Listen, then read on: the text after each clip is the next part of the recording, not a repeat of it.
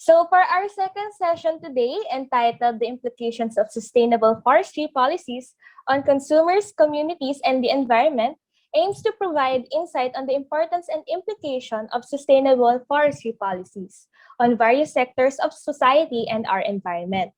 This session will also discuss how these policies can maximize its benefits to the stakeholder of forest products. But before that, let me introduce our speaker for today. Mr. David Gritton. He is a Doctor of Science in Agriculture and Forestry with nearly 20 years experience working for development in China, academics in China, Finland, and Spain, environmental work based in the UK working throughout Southeast Asia, and capacity development organization based in Thailand working throughout the Asia Pacific region. He currently works at RECOF, the nonprofit based in Thailand, where he manages the Explore program, working to support researchers and universities in Southeast Asia that conduct high-quality research on forest landscape governance in the region. Again, let us welcome Mr. David Gritton. The floor is yours, sir. Great, thank you very much. Let me just load my presentation. First of all, just to say thank you for this invitation and this opportunity to share a little bit of the work that we're doing at RECOF and also Explore based at RECOF. And I just want to pass on my appreciation, especially to all the organizers to organize such a fantastic event, this Youth Forest Summit. I think this Youth Summit, it's very ambitious, but also very, very important, especially considering all the challenges and opportunities that we have in the world today. So a quick overview of my presentation, if I can move on to the next slide. There we go. So just quick overview of what I'll share. So basically, quick introduction to RECOF, the organization with which I work. And then the main focus of my presentation will be addressing and exploring a little bit about the complexity and challenges facing forest landscapes in Southeast Asia, and then trying to think about how we can move towards a more sustainable future and how these landscapes can be managed in a more sustainable manner, a more equitable manner, leading to outcomes, beneficial outcomes, not just for today, but for future generations. So I'll just start quick introduction to RECOF, the organization with which I work. So basically, RECOF, as our colleague said, it's basically an NGO, a non-profit organization working to support and build the capacity to support community forestry in Asia Pacific region. And basically, we're working to ensure that forest communities, rural communities, indigenous peoples can basically benefit from their forest landscapes and can sustainably manage these forest landscapes with the objective that addressing issues such as poverty and so on. And basically, RECOF, we work throughout Asia Pacific region, but we have our primary focus in 7 countries where we have country offices, 6 of those in Southeast Asia, as well as in Nepal. And so basically, as a long-term, as a program that's been around for 35 years this year, RECOF basically takes a long-term vision, a long-term approach to ensuring that communities, as I said, can benefit from their forests. And the key to that is ensuring they can have strong and clear land tenure rights. And with this, that can help address issues of deforestation, for example, also help them to have more stable and more better livelihood development opportunities. And also having these strong and clear tenure rights can also address issues of gender inequality, for example, and also help to combat climate change. Thinking about, for example, deforestation and climate change mitigation, but also thinking about adaptation, thinking about resilience.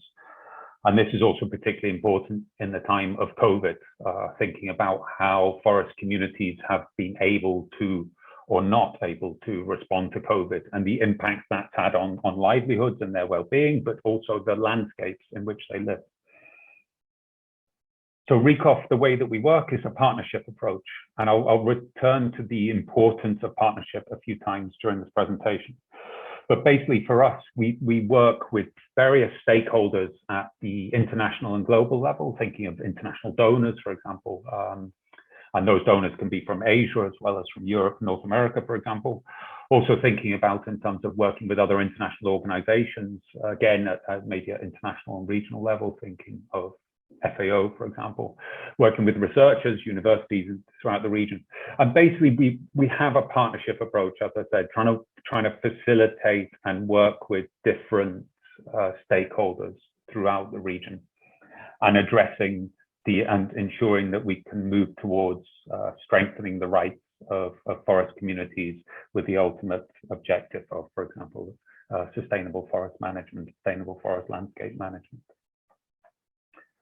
And then just the final slide for what we do at RECOF, it's a key focus of our work is looking, if you think about the Sustainable Development Goals, and this was raised in a question in the last presentation, thinking about how we are helping countries and local communities to actually achieve the Sustainable Development Goals. And for us, we see that we cut across all the SDGs, thinking about in terms of the bigger picture of what we're trying to do, as I talked about in terms of gender equality, for example, or life on land, for example, SDG 15, but thinking also about other areas that maybe would be less obvious when people are thinking about community forestry, for example, for partnership approach, for example, for clean water, for example, education, and so on and so on. And again, I'll return to the SDGs in a second. So where I work within RECOF. So for me, I work managing the Explore program. And the Explore program is basically, it's focusing on research. It's researching forest landscape governance in Southeast Asia. And basically the starting point for this is thinking about the many challenges and opportunities facing forest landscapes in Southeast Asia, but also thinking about how different governments respond to these challenges, how, for example, civil society responds, private sector responds, and so on and so on. And so for us, one indicator of the importance of that is thinking about how Southeast Asia has lost a significant amount of forest in the last 10, 20, and even beyond that years.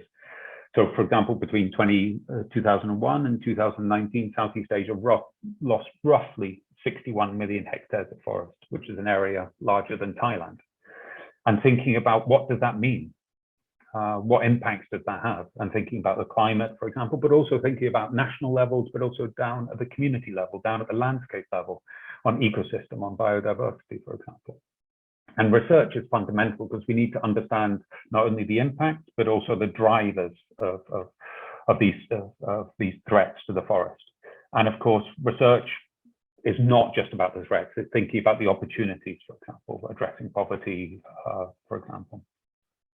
And then also thinking about if we are going to address those questions, we need to do so in a very systematic way. And there's challenges within Southeast Asia and within basically all the countries in Southeast Asia. So I should add, Philippines is actually one of the more advanced countries when it comes to research, is thinking about the issues about multidisciplinary research and how, for example, if you're thinking about the challenges and opportunities facing forest landscapes, thinking about these challenges are not just found in how to manage a forest, but also how to, for example, thinking about the financial, economic benefits of forests. So you think about economics, for example, and then thinking about the agriculture often infringing, or you're seeing forests being converted to agriculture. So needing to understand, for example, also about agricultural science, social sciences, for example. So the multidisciplinary approach is very important to understand these many challenges. And it's exactly the same thinking about across landscapes, and that's within a country, within a province, for example, within a country, but also within the country as a whole, and then within the region, the importance of understanding and learning from other landscapes and other countries. And so this is a great deal of focus for what we're doing at Explore. And so basically what we're trying to do with Explore, the long-term objective is to support policymakers so they can make better informed decisions about how forest landscapes are governed in the region, help them to develop policies that lead to more equitable outcomes, more sustainable outcomes, for example, And then through this, what we're doing is that basically we're developing the capacity of researchers and research institutions in the region to basically design, develop, and implement high quality research. And we're doing that with the support of RECOF, C4, and then with funding from CEDAR from Sweden. So to move to the main part of my presentation, I'll start off just thinking about the implication of sustainable forest policies on consumers, communities, and the environment. And the starting point is really looking at actually where sustainable forest policies are not in place, where we really are failing. And if you're thinking, starting off with this slide, basically showing how forest area has changed in Southeast Asia between 1990 and 2020. And thinking about, for example, Indonesia, how there's been significant forest loss in Indonesia. So going from roughly 90% down to roughly 70% in the 20 years. And then understanding within these forest changes within Southeast Asia, what drives this? What are the implications of this, as I mentioned before? And also understanding, for example, what is going on in Vietnam, what is going on in Thailand, where you've got a significant, for example, in Vietnam, significant increase in forest area. What is driving that? What is the story behind this? Just as what are the stories behind the significant forest loss in Cambodia and Indonesia? So there's been a great deal of research done on global levels, regional levels, and also national levels, understanding what are the drivers of deforestation.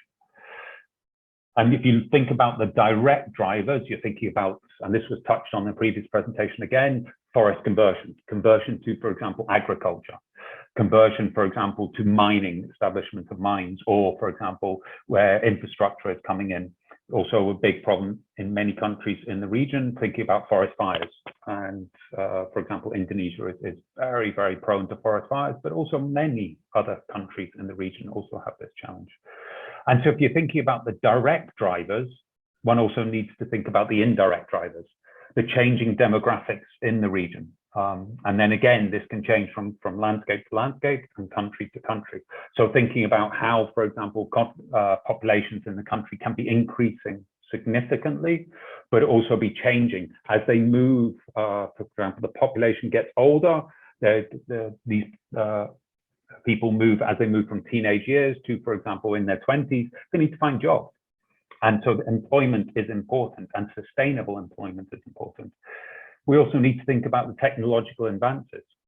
For example, access to information, increased access to information, improved efficiency of machines, for example, agricultural machines, improved access to agricultural machines.